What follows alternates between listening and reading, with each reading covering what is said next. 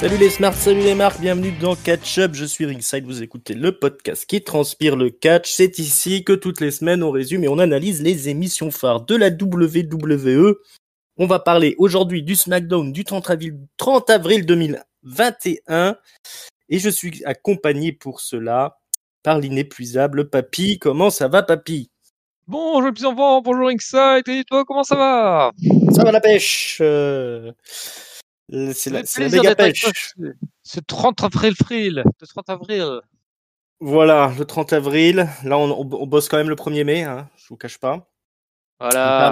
Paris s'embrase, mais on est là. Catch-up main debout. Voilà. Ils ne nous auront pas. Ils ne nous auront pas. Non. On est là, on est fiers, on représente. Et on représente depuis 5 ans déjà, les amis. Donc bientôt, c'est l'anniversaire de Catch-up, le Catch-up Anniversary. Et donc, on vous le rappelle, on vous l'a déjà annoncé. Mais on va faire une foire aux questions, un live. On sera tous là, prêts à répondre à vos questions. Donc, on a besoin de vos questions. N'hésitez pas à nous les poser en commentaire de la page YouTube, par exemple, ou sur les réseaux sociaux @catchupcdc sur Twitter. On répondra à toutes vos questions. C'est pour bientôt, on vous donnera une date à un moment donné. Ben oui, ça va arriver, restez connectés. Suivez tous les épisodes pour savoir la date. C'est ça, d'ailleurs, si vous nous découvrez, par exemple sur YouTube, n'hésitez pas à vous abonner, c'est entièrement gratuit, figurez-vous. Oui, chez nous c'est gratuit. C'est entièrement gratos, hein, c'est ça qui est fou. Vous cliquez sur la petite cloche, vous êtes averti dès qu'il y a un nouveau contenu qui sort, et il y en a beaucoup. On a par exemple là, cette semaine, une review de Monday Night Raw, une review de NXT, tout ça c'est en ligne. Allez vous jeter dessus si c'est pas déjà fait. Et puis on est bien sûr disponible sur toutes les bonnes plateformes de podcast. Vous pouvez aussi vous abonner d'ailleurs, et je pense créer des alertes pour tous les contenus nouveaux. Il y a une petite cloche là ou je sais pas quoi. Voilà, une petite cloche, une petite étoile, n'importe. Mettez des pouces aussi si vous êtes sur YouTube pour dire que vous nous aimez. Et voilà, l'affaire est faite. Comme je vous dis, on est là plusieurs fois par semaine pour vous résumer toutes les émissions de catch qui comptent. Et donc du coup, on va parler catch aujourd'hui encore. On va parler de ce SmackDown donc du 30 avril. Alors petit plat dans les grands, gros programme ce soir. On aura un 3 versus 3 avec en action la championne féminine de SmackDown, Bianca Belair, et les champions tag team. C'est un match mixte. On aura aussi les championnes tag team féminines en action. Et on aura aussi un championnat intercontinental qui sera remis en jeu par le champion Apollo Crews face à l'ancien champion Big E. Et pour terminer, un énorme main event, puisque Daniel Bryan va jouer sa carrière à SmackDown face au champion Roman Reigns, donc titre contre la place à SmackDown. Daniel Bryan, Roman Reigns, c'est pour ce soir. Et ouais, je me suis pas foutu de ta gueule quand j'ai préparé SmackDown. Sacré programme, Là il y a des champions partout là. C'est pas comme à Raw où les champions de tag team ils viennent même pas se ramener. Là les champions sont partout dans tous les matchs. C'est ça, des ceintures partout, du prestige, des intervenants. C'est une grosse soirée de championnat à SmackDown et on commence avec l'arrivée de la championne Bianca Belair qui commence à nous taper un petit speech, mais elle est rapidement interrompue par les champions tag team, les Dirty Dogs, nos amis Dolph Ziggler et Robert Roode, qui expliquent que c'est normalement à eux d'ouvrir le show, un peu de sérieux, mais ils sont très vite interrompus par les Street Profits, qui tolèrent pas trop que les Dirty Dogs interrompent la championne de SmackDown, qui a fait quand même le main event de WrestleMania cette année. Mais ils sont interrompus par Bayley, l'ancienne championne, qui arrive au milieu du ring et qui ne peut s'empêcher de rire face à Bianca Belair et aux Street Profits. Elle ne fait que rigoler jusqu'à ce qu'elle se prenne une bonne pêche de la part de Bianca Belair. Elle va riposter en mettant Bianca Belair à terre. Et puis c'est le bordel généralisé, parce que les Dirty Dogs montent dans le ring, les Street Profits aussi, on se tape sur la gueule, c'est la pub. Et au retour, on a le match qui était prévu, donc c'est assez original, c'est un mixed match, intergender un petit peu. Même si évidemment, quand il y a les filles dans le ring, les mecs doivent s'effacer au profit de l'adversaire féminine. Donc d'un côté, les Street Profits avec à leur côté Bianca Belair, la championne, et de l'autre, les champions, les Dirty Dogs, avec de leur côté Bayley. Et on a un gros match qui s'ensuit, avec notamment à un moment donné Bianca Belair qui va tenter de faire son finisher sur Dolph Ziggler, je crois. Yes. Mais tout ça se termine. Alors elles vont s'envoyer des grosses patates dans la gueule quand même au tout début du match, Bianca et Bayley. Ça m'a marqué un petit peu. Et le match se termine par l'enchaînement Spinebuster de Angelo Dawkins et l'énorme Frog Splash de Montez Ford qui fera aussi un sous-suicide à un moment donné dans le match. Il va aussi s'arrêter pour renouer ses lacets à un moment donné. Je sais pas si t'as vu. Et donc méga Frog Splash sur Robert Roode pour la victoire des gentils. Et donc la championne et les Street Profits, ses anciens champions. Voilà, un opener un peu bondissant, j'ai envie de dire, pour démarrer ce match, puis assez original puisque c'est un peu mixte. Qu'est-ce que t'as pensé de tout ça, mon bon papy? Ouais, un petit original. Alors c'était la semaine, j'ai l'impression, où on a fusionné un peu les champions individuels et tag team, parce qu'on a eu ça à Raw avec tag team féminine et championne féminine, à NXT avec champion cruiserweight et tag team masculin. Et là, du coup, à SmackDown, on mélange les deux. On a championne féminine et tag team masculin. C'est un petit mix sympathique. Bon, qui est pas pour me déplaire, hein, c'était plutôt sympa comme configuration. J'étais content de voir Bianca démarrer parce que je trouvais que depuis quelque temps, les filles étaient systématiquement mises, tu vois, en début de deuxième heure de show, c'est-à-dire juste avant le main event, et donc on les casait toutes d'un coup les filles en disant ah là, faut bien les passer, donc on les passe maintenant. Donc là, elle avait au moins une vraie place. Bon, après, j'aimerais bien qu'elles aient une histoire un peu individuelle, juste Bianca et Bayley raconter un peu plus de trucs avec un vrai fil rouge, tout ça. Mais bon, on va se contenter de l'opener du show. Le match était sympa, il a pas duré trop longtemps. J'ai trouvé les timings, donc il fait 6 minutes 44, donc c'est assez court quand même pour un opener. Mais bon, avec tout le bordel qui est autour, je pense que c'est pour ça que le temps de catch était si court. Par contre, je sais pas si t'as remarqué, mais moi j'ai trouvé que Bayley était complètement, je sais pas si elle est foutue du fond de teint ou elle avait fait trop de bronzage, bah elle était bien noire, Bayley. Ouais, elle a dû abuser de l'auto-bronzant. Ou alors ils ont eu un peu de soleil et puis elle a profité du soleil dans ce début de mois de... Enfin, de cette fin de mois d'avril, début de mois de mai. Ouais, c'est vrai elle était rayonnante de bronzage, la belle Bayley. Ouais, bah c'est toujours un petit peu entre le style vestimentaire de Bianca Belair et la touche de Bayley, c'est parfois un peu délicat. Moi, j'ai trouvé qu'il catchait un petit peu, ça faisait un petit peu house show quand même le début du match, avec notamment des fois Bobby Roode qui essayait de, je sais pas pourquoi, réagir avec le public. Ça m'a un peu gêné, mais bon après pour un opener, ça fait le taf, on va dire. Effectivement, ce serait bien d'avoir une vraie rivalité qui se crée entre Bayley et, enfin du moins des vraies histoires un petit peu en solo. C'est bien pour cette semaine, mais il faudrait pas que ce soit la généralité de mélanger tout ça. Et puis ouais, et puis il faut aussi une bonne rivalité pour la division tag team, mais apparemment il y en a d'autres qui sont sur les rangs, parce qu'un peu plus tard dans l'émission, je vais peut-être pas le faire en chronologique, on a Rey Mysterio et son fils qui sont interviewés par Kayla Braxton. Alors il raconte un petit peu n'importe quoi, hein. Le fils Mysterio, il dit que quand il regardait son père, il pensait que c'était un super-héros. Maintenant qu'il est en équipe avec lui, c'est un peu comme s'il était un super-héros aussi. Bon, ça, on s'en fout, mais en tout cas, Kayla Braxton leur dit qu'il y a peut-être un match tag team qui se préfigure pour eux après leur victoire face à l'Alpha Academy. Bah, donc, visiblement, on les a dans les starting blocks, mais on a aussi les Street Profits, apparemment, qui veulent une part du gâteau. Donc, je ne sais pas. Qu'est-ce que t'en penses? ouais, mais moi, ce qui me gêne un peu avec les Street Profits, c'est qu'ils ont un traitement un peu New Day, c'est-à-dire qu'ils sont en permanence soit champion, soit challenger numéro 1. Leur BB ailleurs. Alors là, c'était pas mal aujourd'hui, parce que le fils de Mysterio, il a encore beaucoup à apprendre. Bah, au moins, ça rafraîchira un peu l'eau de la carte de les voir. Surtout contre deux mecs ultra expérimentés. Là, t'as le fils Mysterio qui sera avec Ziggler, Roode et son père. Là, pour le coup, il serait bien encadré pour progresser, quoi. Donc, une fois que t'es pas dans la title picture, t'as un peu rien à foutre, quoi. Donc, ouais, t'as 4 équipes, dont les Street Profits qui sont tout le temps en haut. Donc, ouais. Ça réduit les possibilités.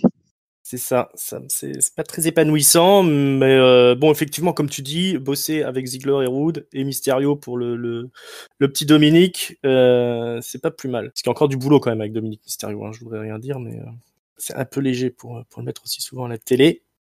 Alors ensuite, on va alors tout au long de l'émission, on va avoir des segments avec les différents membres du roster qui donnent un peu leur pronostic pour le main event de ce soir.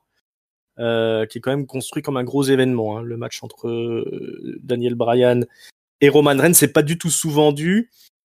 Donc on a entre autres Nakamura qui va nous dire qu'il attend quand même Roman Reigns au tournant si jamais il gagne.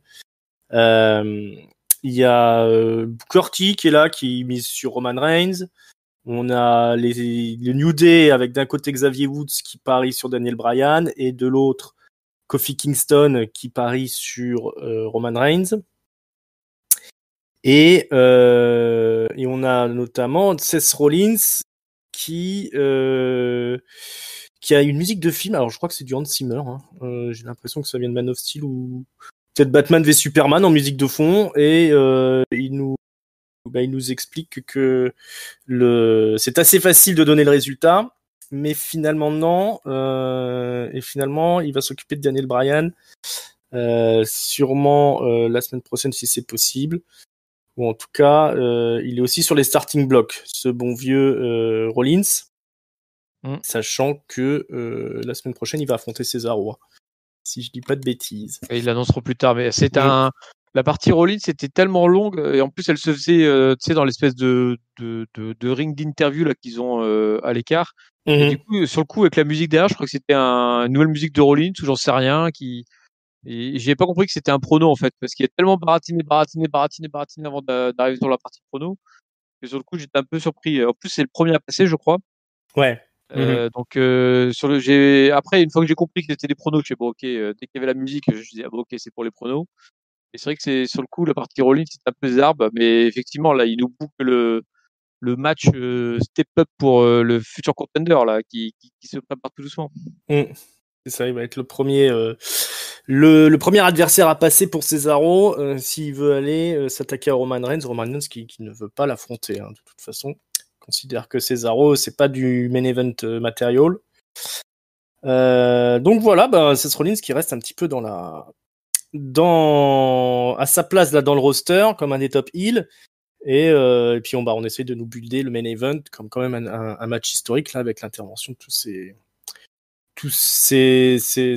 personnages de l'univers de la WWE. Toi, ça te convainc, toi, ces passages-là ou t'en as rien? Moi, perso, ça fonctionne pas trop sur moi, mais je suppose que ça a un petit intérêt pour essayer de monter ça auprès du spectateur lambda. Ouais, alors moi, ça me convainc pas plus que ça, parce que pour le coup, je sais déjà que ça sera un gros match. Il n'y a pas besoin qu'on me le dise. Par contre, je pense que pour le public de la Fox, c'est bien de dire attention ce soir-là, attention, vous allez avoir du gros niveau. Et donc, personnellement, ça me touche pas, mais je trouve ça bien. Je trouve que c'est une bonne idée de mettre les petits pas dans les grands, de dire attention là ce soir, regardez ce qui a tombé là, ça va tomber vraiment sévère là. Ne zappez pas. Ne zappez pas. Il y a un gros package vidéo aussi au début de show. Je l'ai pas mentionné. Donc sur cette rivalité Roman Reigns, Cesaro, Daniel Bryan, qui se termine sur ce match-là ce soir entre Daniel Bryan et Roman Reigns. Dans un premier temps du moins. Alors on a justement Daniel Bryan qui est interviewé en coulisses, qui nous explique que s'il gagne, il va pas donner tout de suite son rematch à Roman Reigns. Il va d'abord le donner évidemment à Cesaro, qui le mérite un peu plus. Bien gentil ce Daniel Bryan, n'est-ce pas? Ouais, un peu couillon même. Un peu couillon, on peut dire ça comme ça. Bon.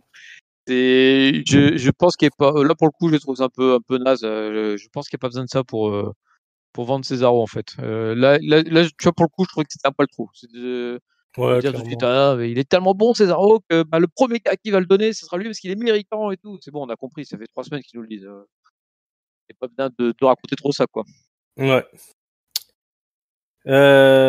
Donc, la suite des opérations, c'est une interview dans les vestiaires de Nia Jax et Shayna Baszler, toujours accompagnée de Reginald par Megan Morant.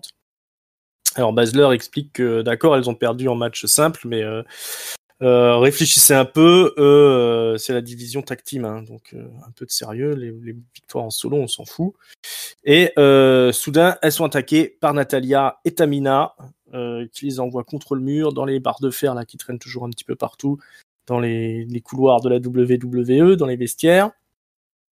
Donc voilà, Natalya et Tamina qui prennent un petit peu l'avantage, puisqu'après elles se dirigent tout de suite vers le ring. C'est l'heure du match entre donc Nia Jax et Shayna Baszler, les championnes, et Natalya et Tamina. Donc un gros match avec toujours les démonstrations de force de Tamina et de Nia Jax. On a Shayna Baszler qui brille un peu plus que dans les autres affrontements qu'elles ont eu tout au long de leur rivalité. Et au final, Shayna Baszler va tenter un superplex, mais elle va se faire sonner par Tamina, qui va ensuite lui placer un super fly splash, alors que Natalya empêche sa partenaire de monter dans le ring. 1, 2, 3, et c'est une victoire un peu surprise des challengeuses. Bon, le titre n'était pas en jeu, mais c'est quand même la victoire de Natalya et Tamina. Reginald n'a pas pu intervenir, hein, il a aussi été un petit peu embarqué dans la bataille. Qu'est-ce que tu as pensé de ce match? Est-ce qu'on en a pas marre un peu de voir à chaque fois cet affrontement-là? Ça fait au moins 12 fois. Ouais, en fait, c'est marrant parce que moi, la rivalité me plaît beaucoup. Je trouve que Natalya Tamina, c'est la seule équipe valable dans la, disons, tag team féminine. Enfin, ou du moins en ce moment en tout cas, en termes de dangerosité, en plus je trouve qu'elles fonctionnent bien ensemble. Et c'est malheureux, mais il boucle vachement mal le truc, je trouve. Moi, Bah perso, ouais. j'aurais pas du tout fait ça comme ça. Déjà, le fait qu'on ait Nia Jax et Shayna Baszler qui soient là tout le temps, je pense que c'est pas une bonne idée parce que de toute façon, elles sont heal, on n'a pas besoin de chercher plus à les faire haïr. Enfin, ça me rappelle comment elle s'appelle, Sacha et Bayley qui faisaient aussi pareil, mais pour le coup, elles avaient un niveau au-dessus, quoi. Là, Shayna et Nia, elle ferait juste des squats à Raw de temps en temps, et puis une fois de temps en temps, elle voit SmackDown pour provoquer un peu les autres, ce serait très bien, en fait. Il n'y a pas besoin de les voir catcher toutes les semaines. Et puis pareil, Natalya et Tamina, en fait, le souci, c'est que elles sont là à chaque SmackDown, elles dominent les championnes. Et puis ensuite, il y a le Raw qui passe d'après. Les championnes, elles font une histoire qui n'a aucun rapport avec les autres championnes à pisser sur leur cul et tout bordel, qui pour le coup dévalorise vachement les championnes. Ils elles revient à SmackDown, elles refont leur rivalité avec Natalya et Tamina. Enfin, il y a un truc mal goupillé là-dessus. Je pense qu'ils ont tort d'essayer de mettre les championnes tag team sur les deux rosters en même temps. Ils devraient juste fixer la rivalité sur Natalya Tamina et Nia Baszler. Et ça roulerait tout seul en fait. Mais tu sais, genre avec des squats de temps en temps de chacune des équipes, puis de temps en temps elles se croisent, elles se font des interviews. Mais là, les faire, enfin, tu n'arrives pas à suivre l'histoire et du coup, c'est pas intéressant. Je l'avais déjà dit la semaine dernière que les filles, malheureusement, ils vont pas assez franco. Puis là, c'est pareil en fait, c'est qu'ils font des demi-trucs, des demi-segments, des demi-idées, et du coup, c'est plus lourd qu'autre chose en fait. Et c'est dommage parce que franchement, là, on avait deux équipes, en plus deux équipes un peu badass. Là, ça donnait envie de les voir se foutre sur la gueule en pay-per-view ou dans un show spécial WrestleMania Event ou j'en sais rien. Enfin, un truc sympa quoi. Ouais, sachant qu'il y a aussi le problème que à la fin, ils ont déjà booké la fin, hein, avant de démarrer la rivalité, puisqu'ils ont eu un affrontement à WrestleMania. Alors, ce qui est bien, c'est que le catch s'améliore, je trouve. Le match était bien meilleur que celui de WrestleMania, j'ai trouvé.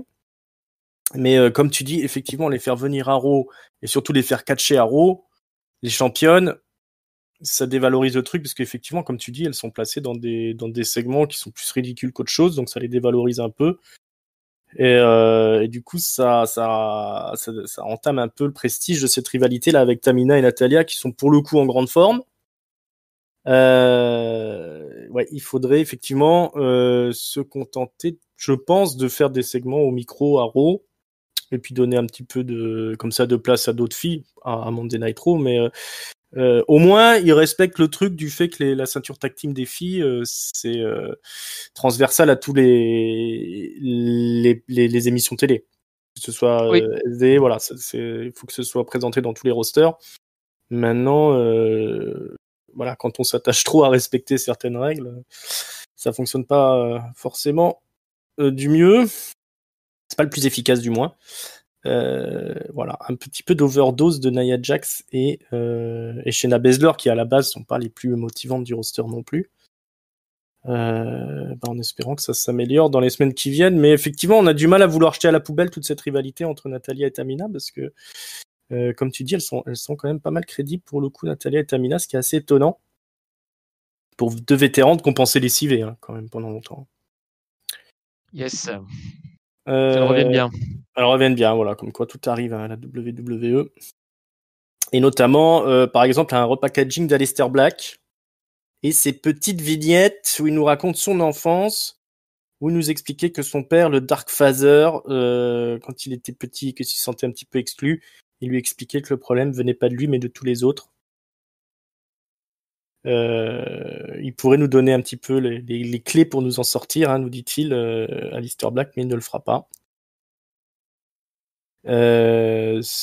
Voilà pourquoi on voyait pas Aleister Black. Ils étaient en train de préparer des vignettes avec un gros travail d'animation. Yes. Voilà, sur le coup, moi convaincu, celui-là, le premier là, avec le dragon, je trouve que c'est un peu mystique et tout. Là, le gosse mal aimé au lycée. Ouais, ça fonctionne pas. Peut-être que ça redescend un peu là. Ouais, c'est ça. Enfin, moi, ce qui m'inquiète, c'est que je vois déjà le truc venir. Ça va durer genre 6 semaines, et puis derrière, si ça se trouve, il aura même pas de push ou rien du tout, quoi. C'est casse-gueule ces trucs-là. Donc on sera content si derrière ça se concrétise par contre quelque chose de vraiment important pour Aleister Black. Mais si c'est comme pour faire comme beaucoup où ils enchaînent les segments comme ça vidéo, puis au final tu les vois 2 semaines et puis ils se disent oh bah non ça marche pas, on fait autre chose. On grasse des dents déjà un petit peu. Ouais, mais ce qu'on disait avec Tonton en fait, c'est que déjà on pense que ça, enfin, pour moi, ça sera pas avant Backlash cette affaire, donc on en est parti pour quelques semaines où on va le voir juste faire des vignettes. Et même si après il débarque, ça va être costaud pour trouver une place dans le roster, parce qu'il y a il est bien rempli ce roster de SmackDown là. On voit que sur les 2 heures là, il y a du mal à les gens ont du mal à trouver leur place. Aleister Black, va falloir qu'il se batte pour trouver sa place dans les rivalités là, au moins qu'il y ait des gens qui prennent un peu des congés, mais. Ouais, en plus il est heel. Il y a voilà. déjà beaucoup de heal. On va réussir à se placer entre Rollins, Apollo Crews, Reigns, Sami Zayn. Qu'est-ce qui va lui rester à aller affronter ouais, il y a le Baron qui traîne encore dans le coin. Au gros, il pourra soit attaquer Kevin Owens, soit Nakamura. Honnêtement, Nakamura, il a une place qui est vraiment relative dans le roster. À moins qu'il vienne gâcher le match avec Cesaro, peut-être. Peut-être. Et après se lancer dans un truc avec Cesaro. Mais dans ces cas, t'as plus personne pour Reigns, donc c'est ça. Alors Reigns, c'est le grand mystère de savoir qui c'est qu'ils vont foutre contre lui après, parce qu'ils sont en train mais là on est en train de spoiler le final. Donc on sait pas. Peut-être que c'est Daniel Bryan qui va gagner, on ne sait pas. Oui. Ah mais je sais pas. Moi je disais Reigns sans heel, j'ai pas dit un champion. C'est vrai. Alors. Donc pas facile pour ce bon vieux Aleister Black. C'est pas encore gagné, on va dire.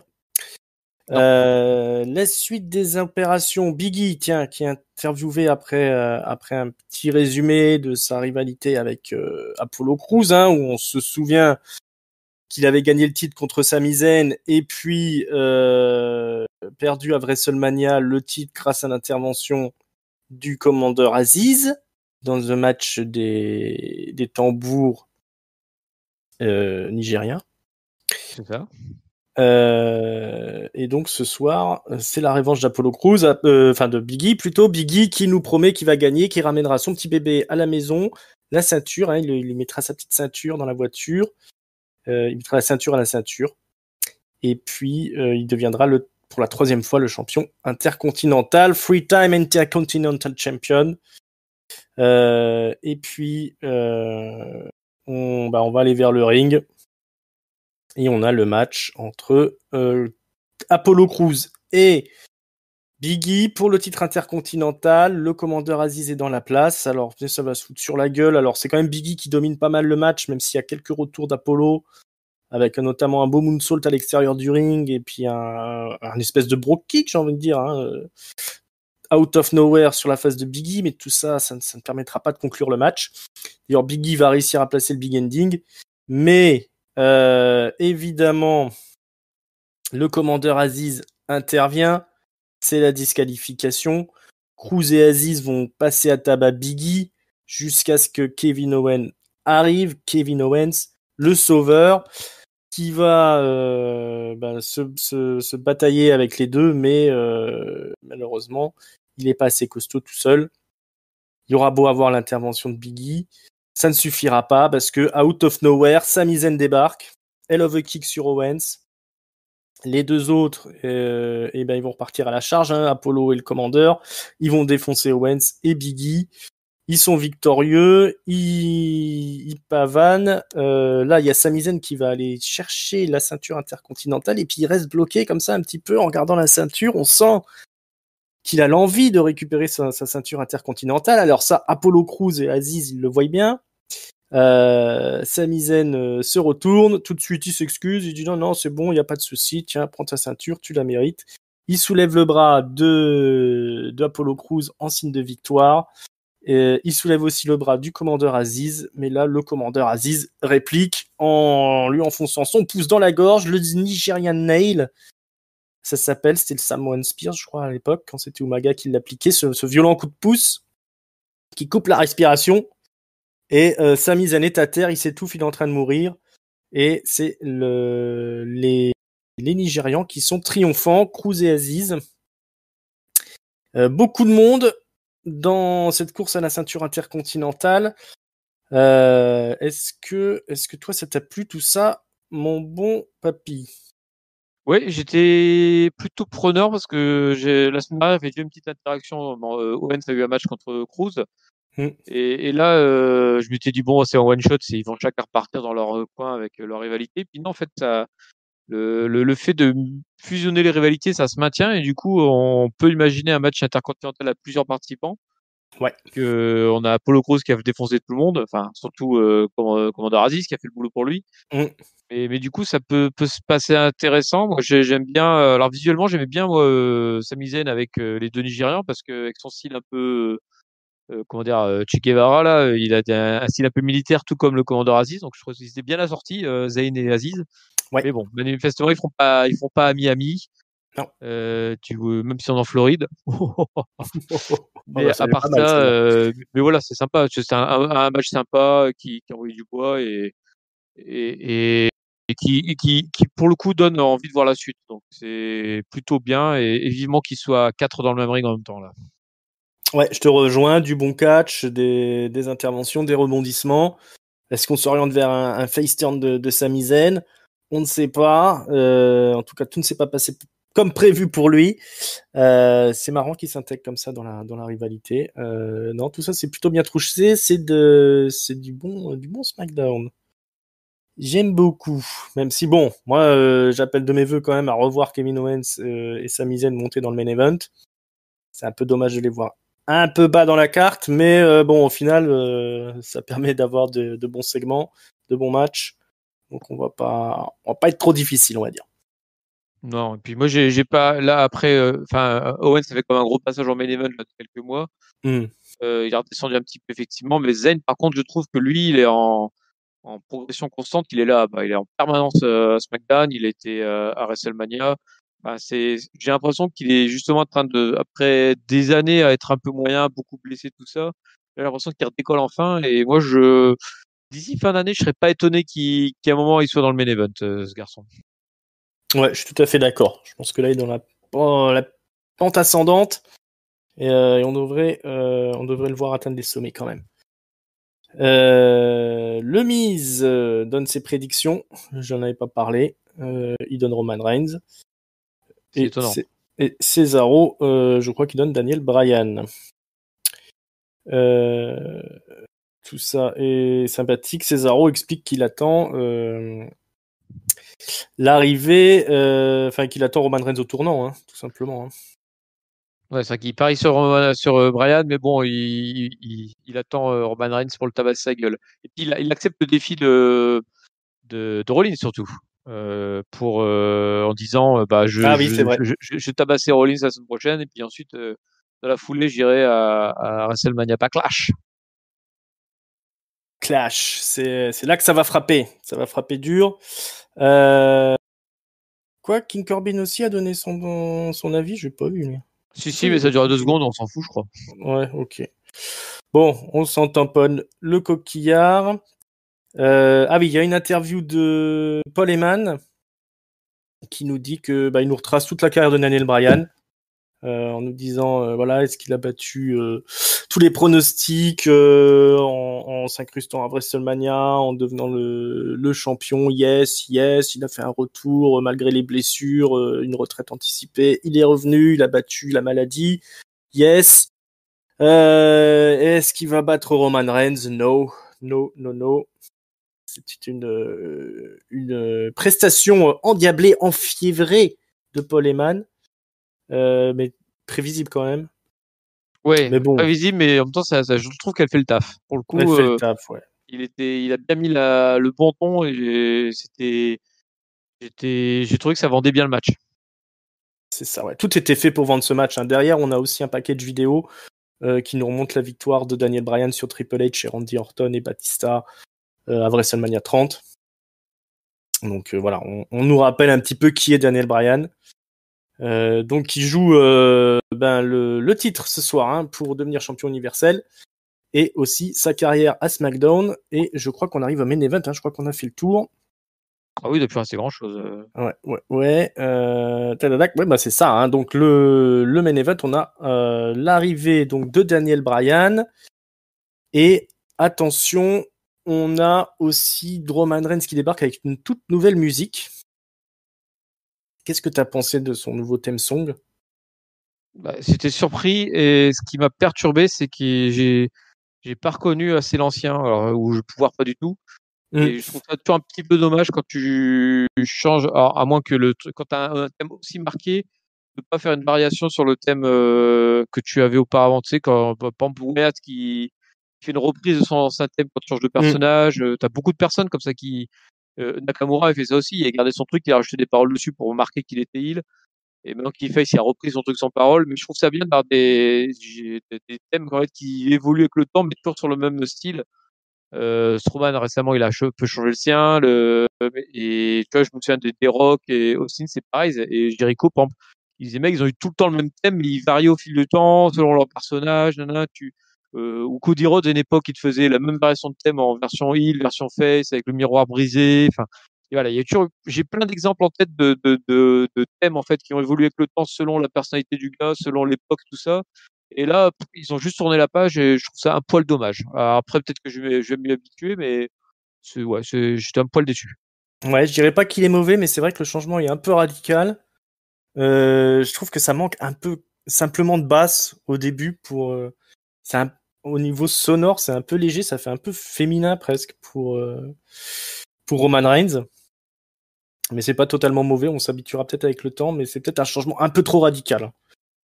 À voir par la suite comment on va l'assimiler ce nouveau theme song de Roman Reigns.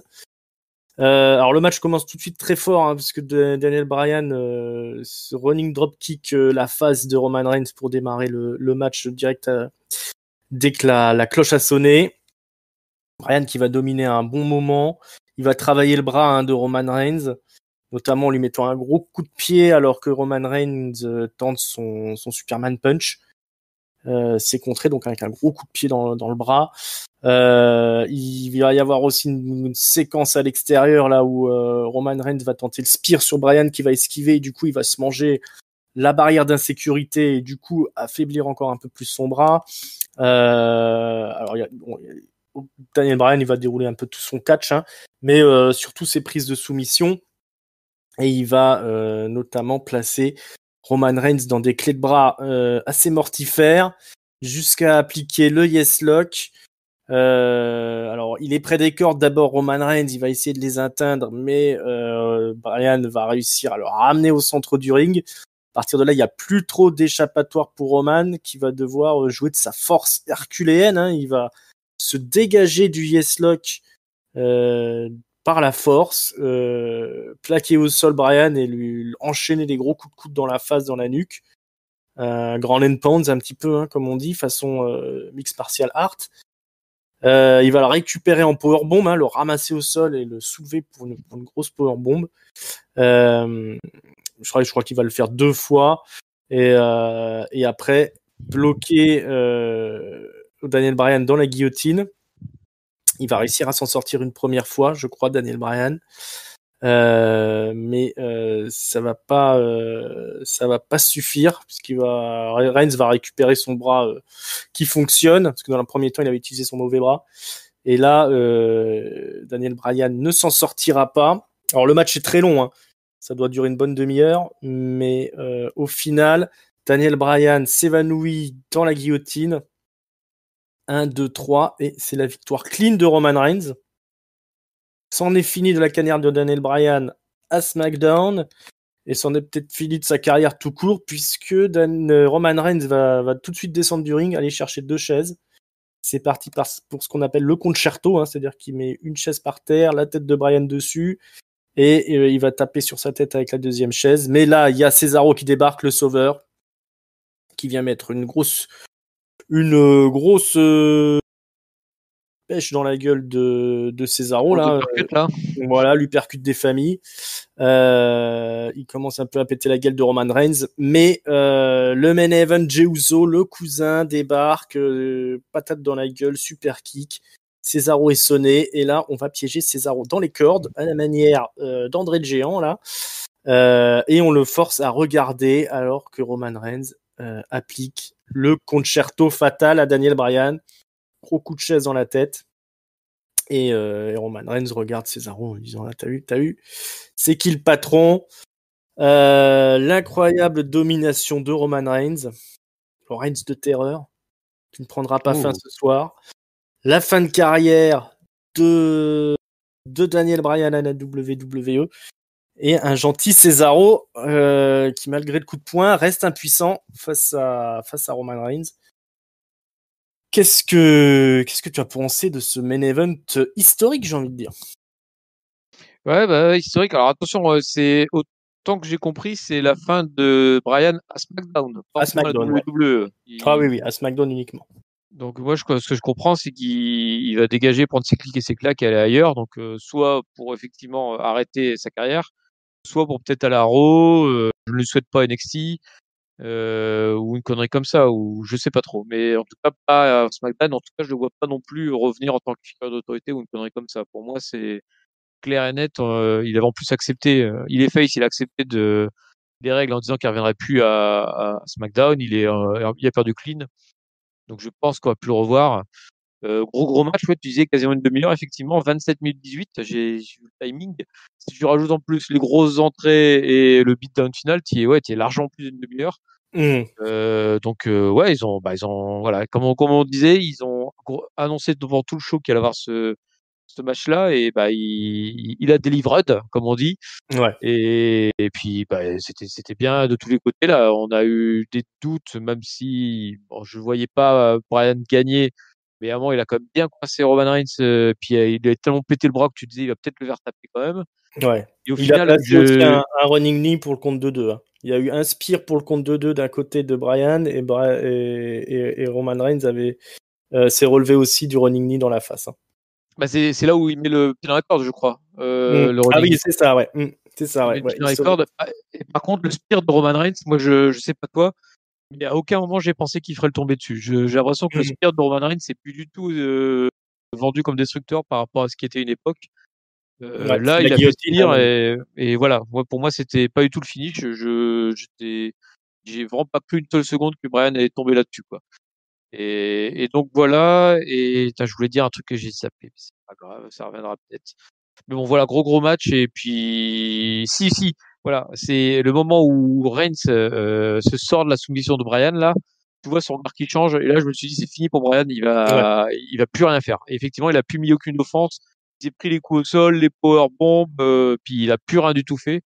Et je trouve ça bien quelque part quand t'as le mec où tu sens qu'il est au-dessus de tout. Puis tu sais, ça peut, on en parlait pour Karen Cross à NXT ou Taker à une époque, c'est le mec il se met en mode de destructeur ultime, et puis là tu peux plus rien faire, quoi.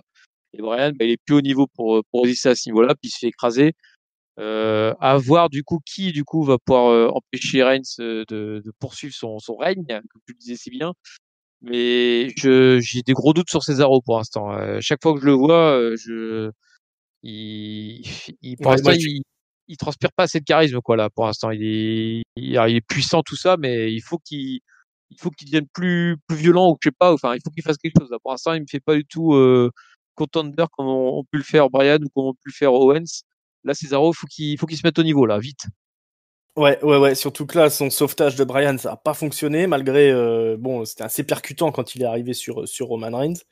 Mais là, on sent qu'ils sont à 200% sur Roman Reigns pour en faire vraiment le top guy de la fédération, avec une aura qui va concurrencer celle de Goldberg ou de Brock Lesnar alors on n'est même pas sur la même catégorie que Cena, parce que Cena c'était un babyface. Mais alors Roman Reigns, il a essuyé beaucoup de critiques parce qu'on disait qu'il trichait, c'était pas le heel dominant que tout le monde voulait, etc. Blablabla. Là, ce soir, il a gagné clean de chez clean. Et comme tu dis, il y a eu ce moment où alors déjà, il se libère du Yes Lock par la force. Et après, effectivement, Daniel Bryan, il peut plus rien faire parce que c'est la bête Roman Reigns qui le défonce à coup de coude. Powerbomb, guillotine, tu t'en sors pas de la guillotine.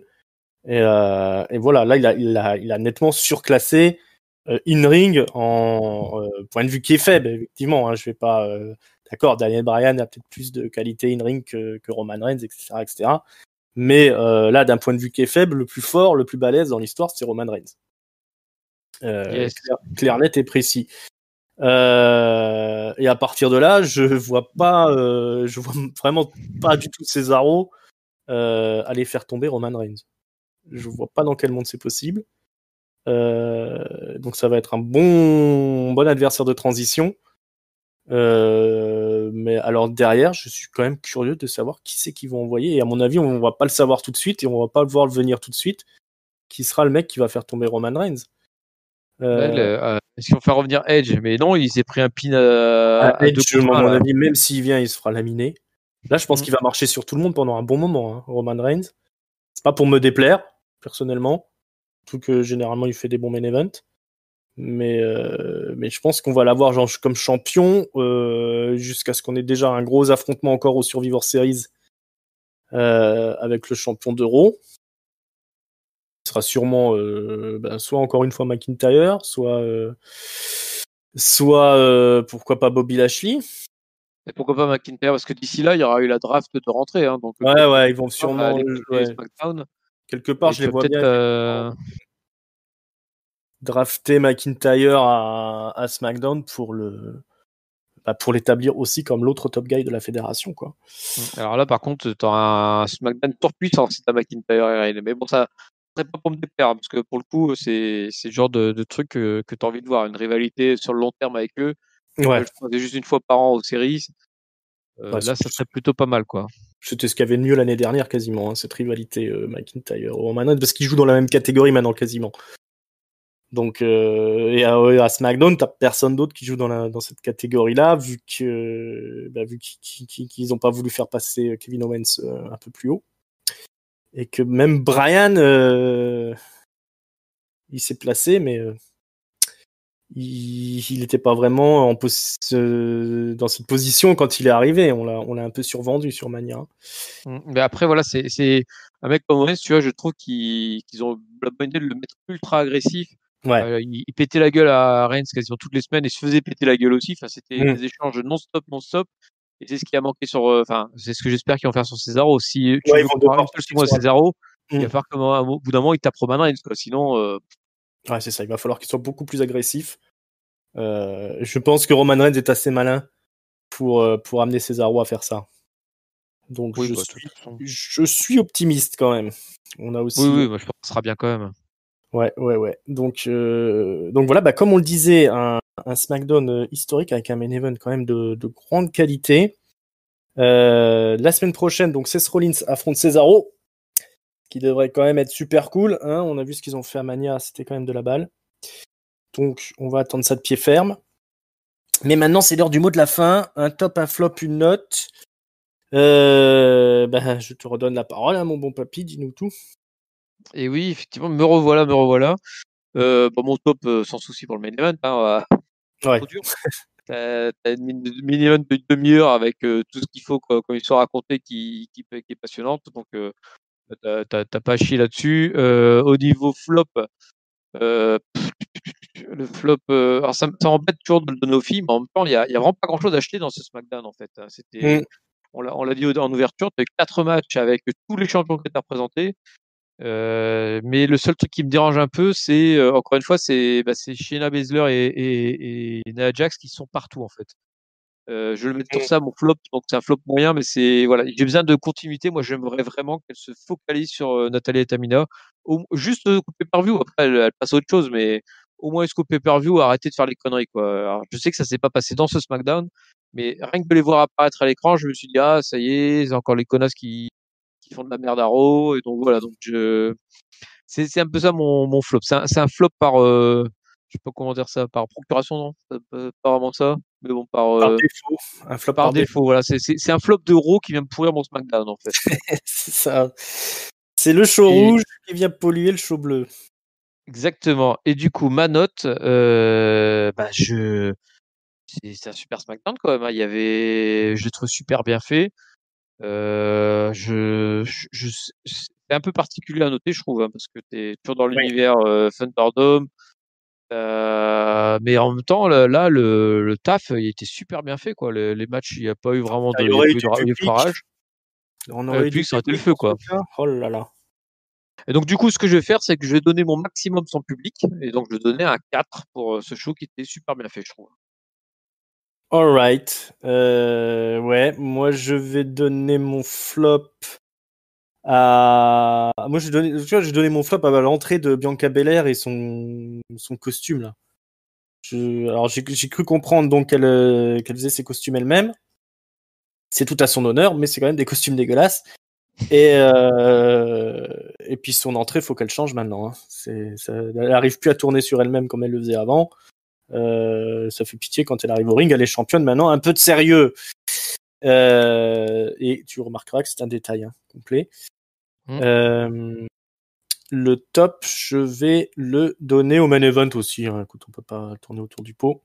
Quand ils mettent comme ça les petits plats dans les grands, qui nous servent quelque chose de réussi, on peut que saluer l'effort, sachant que s'il y avait du public, ça aurait été encore plus énorme.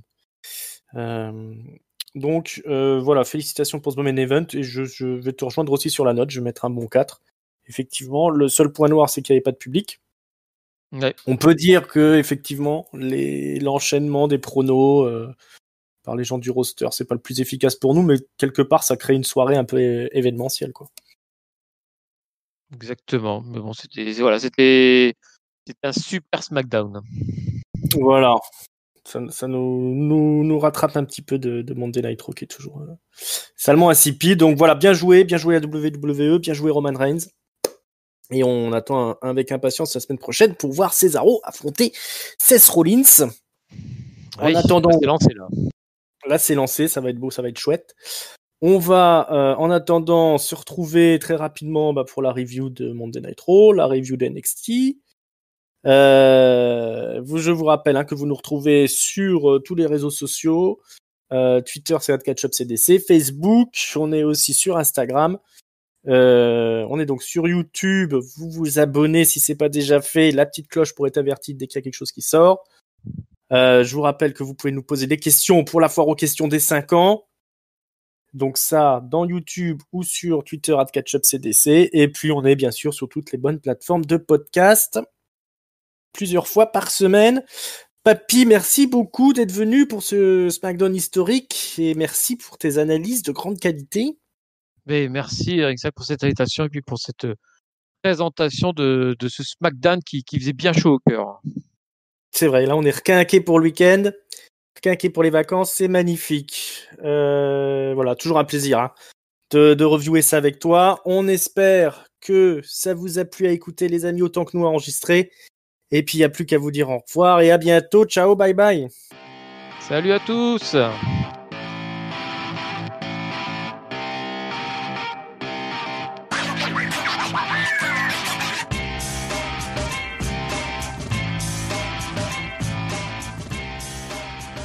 Peuple de ketchup. Oh là, t'as pas tenu la note là. Non, je tiens pas la note.